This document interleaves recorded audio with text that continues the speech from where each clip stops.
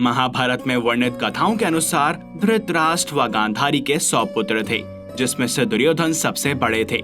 ये गदा चलाने में निपुण थे। वह श्री कृष्ण के बड़े भाई बलराम के शिष्य थे।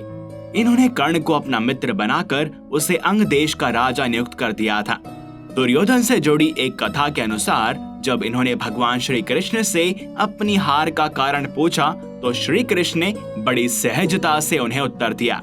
और आज इस वीडियो में हम इस उत्तर के बारे में विस्तार से जानेंगे, तो इसलिए इसे अंत तक जरूर देखें और हमारे साथ बोलें राधे राधे। तो ये कथा महाभारत के युद्ध के अंत की है। महाभारत युद्ध लगभग खत्म हो चुका था। भीम ने मल्ल युद्ध में दुर्योधन को गदा मारकर उसकी जांघ तोड़ दी थी। वह दर्द से कहराते हुए जमीन पर पड़ा था। वह खून में लथपथ होकर रणभूमि पर गिरा हुआ था। बस कुछ ही समय में दम तोड़ने वाला था, परंतु भूमि पर गिरे हुए ही उसने श्री कृष्ण की ओर देखते हुए अपने हाथ की 3 उंगलियों को बार बार उठाकर कुछ बताने का प्रयास किया। पीड़ा के कारण उसके मुख से आवाज धीमी धीमी ही निकल रही थी। ऐसे में श्री कृष्ण उसके पास गए और कहने लगे कि क्या तुम कुछ कहना चाहते हो। तब उसने कहा कि उसने महाभारत युद्ध के दौरान 3 गलतियां की हैं। इन्हीं गलतियों के कारण वह युद्ध नहीं जीत सका और उसका यह हाल हुआ। यदि वह पहले ही इन गलतियों को पहचान लेता तो आज जीत का ताज उसके सिर पर होता। श्री कृष्ण ने बड़ी ही सहजता से दुर्योधन से उसकी 3 गलतियों के बारे में पूछा तो उसने बताया, पहली गलती यह थी कि उसने स्वयं नारायण के स्थान पर उनके नारायणी सेना को चुना। यदि नारायण युद्ध में कौरवों के पक्ष में होते तो आज परिणाम कुछ और ही होता। दूसरी गलती उसने यह बताई कि अपनी माता के लाख कहने पर भी वह उनके सामने पेड़ के पत्तों से बना लंगोट पहन कर गया। यदि वह नग्न अवस्था में जाता तो आज उसे कोई भी योद्धा परास्त नहीं कर सकता था। तीसरी और अंतिम गलती जो उसने की थी वो थी युद्ध में आखिर में जाने की भूल। यदि वो पहले ही जाता तो बहुत सी बातों को पहले ही समझ सकता था और शायद उसके भाई और मित्रों की जान भी बच जाती। श्री कृष्ण ने विनम्रता से दुर्योधन की ये सभी बातें सुनी और फिर उन्होंने उससे कहा, तुम्हारी हार का मुख्य कारण तुम्हारा अधर्मी व्यवहार और अपनी ही कुलवधू का वस्त्र हरण करना था। तुमने स्वतः अपने कर्मों से अपना भाग्य लिखा। श्री कृष्ण के कहने का तात्पर्य यह था कि तुम अपनी इन 3 गलतियों के कारण नहीं हारे, बल्कि तुम अधर्मी हो इसलिए हारे। यह सुनकर दुर्योधन को अपनी असली गलती का एहसास हो गया।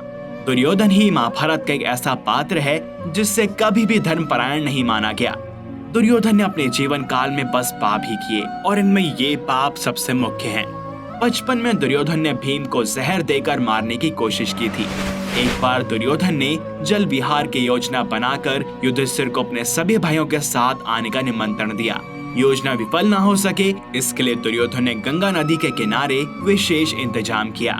इस स्थान पर उसने उदय क्रीडन नाम का स्थल विकसित किया, जिसमें सभी के विश्राम और भोजन आदि की विशेष व्यवस्था की गई। सभी लोग जब एकत्र हो गए तो भोजन की व्यवस्था की गई। दुर्योधन जानता था कि भीम को भोजन करना बहुत प्रिय था, इसलिए उसने भीम के लिए विशेष भोजन बनवाए और दुर्योधन ने भीम के भोजन में मौका पाकर जहर मिलवा दिया। यह कोई साधारण विष नहीं था, बल्कि यह कालकूट विष था। इस जहर के बारे में कहा जाता है कि इस जहर से व्यक्ति तुरंत नहीं मरता, बल्कि उसकी मृत्यु धीरे धीरे होती है। यह एक बेहद खतरनाक विष था। दुर्योधन की यह योजना सफल हो गई। भोजन भीम के शरीर में प्रवेश कर गया, जिसके बाद दुर्योधन ने योजना के अनुसार अपनी दूसरी चाल चली। उसने सभी लोगों को नदी में जल क्रीड़ा करने के लिए बुलवाया और वहां पर भीम भी आ गए। यहाँ पर जहर के असर के कारण भीम जल्दी थक जाते हैं और अपने विश्राम स्थल पर आकर सो जाते हैं। जहर का असर धीरे धीरे बढ़ने से भीम बेहोश हो जाते हैं। दुर्योधन को इसी समय का इंतजार था। दुर्योधन बेहोशी की हालत में भीम को रस्सियों से बांधकर गंगा नदी में धकेल देता है और फिर भीम अचेत अवस्था में ही नागलोक में पहुंच जाते हैं और यहीं उन्हें 1000 हाथियों का बल मिलता है, क्योंकि नागराज वासुकी उन्हें यह वरदान स्वरूप में देते हैं। अब बात करते हैं लाक्षागृह में पांडवों को जलाकर मारने की साजिश के बारे में। दुर्योधन ने वाणावत में पांडवों के लिए पुरोचन से एक भवन का निर्माण करवाया था, जो कि लाख, चर्बी, सूखी घास और मूंज जैसे अत्यंत ज्वलनशील पदार्थों से बना था। दुर्योधन ने पांडवों को उस भवन में जलाकर मारने का षड्यंत्र रचा था।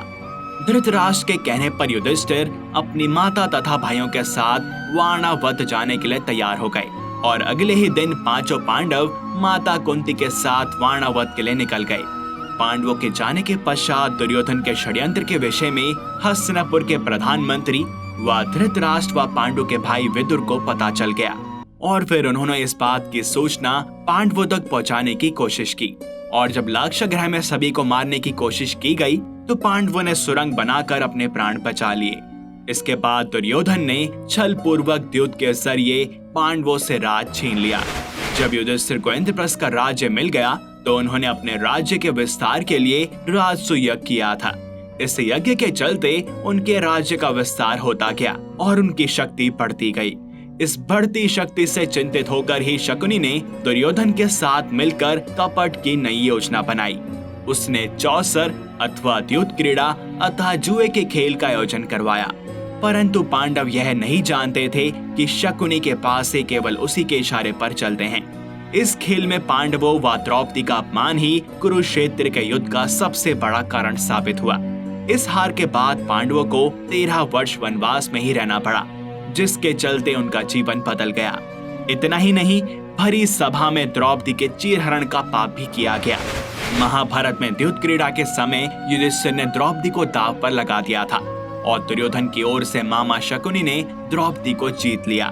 उस समय दुशासन द्रौपदी को बालों से पकड़कर घसीटते हुए सभा में ले आया और दुर्योधन व समस्त पांडवों ने यह घोर पाप किया, जिसके बाद महाभारत युद्ध के दौरान अभिमन्यु को घेर कर वध करने जैसा घोर पाप दुर्योधन ने किया था। अर्जुन के पुत्र अभिमन्यु चक्रव्यूह भेदने के लिए उसमें घुस गए। चक्रव्यूह में प्रवेश करने के बाद अभिमन्यु ने कुशलता पूर्वक चक्रव्यूह के 6 चरण भेद दिए। इस दौरान अभिमन्यु द्वारा दुर्योधन के पुत्र लक्ष्मण का वध किया गया। अपने पुत्र को मृत देख दुर्योधन के क्रोध की कोई सीमा न रही। तब कौरवों ने युद्ध के सभी नियम ताक पर रख दिए। 6 चरण पार करने के बाद अभिमन्यु जैसे ही 7वें और आखिरी चरण पर पहुंचे तो उसे दुर्योधन, जयद्रथ आदि 7 महारथियों ने घेर लिया। अभिमन्यु फिर भी साहस पूर्वक उनसे लड़ते रहे। 7 ने मिलकर अभिमन्यु के रथ के घोड़े को मार दिया। फिर भी अपनी रक्षा करने के लिए अभिमन्यु ने अपने रथ के पहिए को अपने ऊपर रक्षा कवच बनाते हुए रख लिया और दाएं हाथ से तलवारबाजी करता रहा। कुछ देर के बाद अभिमन्यु की तलवार टूट गई और रथ का पहिया भी चकनाचूर हो गया।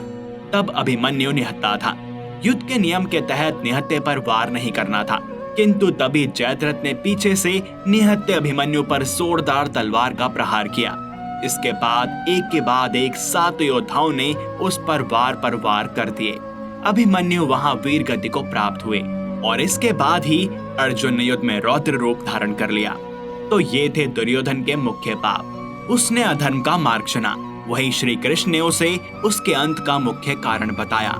तो एक बार हमारे साथ पुनः बोलें, राधे राधे। इस वीडियो में बस इतना ही। अगर आपको यह पसंद आई हो तो इसे लाइक करें व अन्य भक्तों के साथ शेयर करें। साथ ही चैनल को सब्सक्राइब और बेल आइकन को प्रेस करना ना भूलें।